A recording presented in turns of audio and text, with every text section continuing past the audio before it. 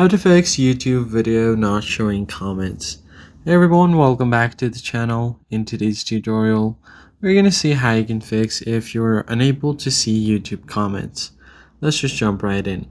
First thing first, I'm going to go ahead and open up YouTube over here and play any video from my feed. So I'll just tap on the first video.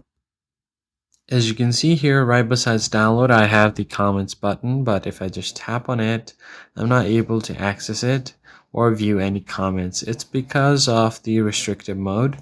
So even if I just go to the full screen and try to tap on the comment section, I'm not able to do that.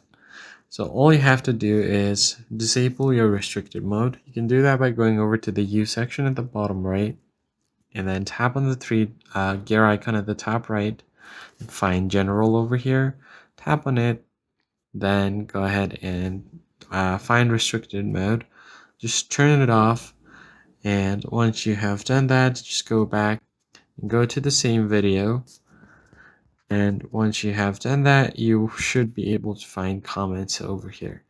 If you're not able to find comments even after doing this, then you just have to tap on share, then copy link, and you open up any web browser.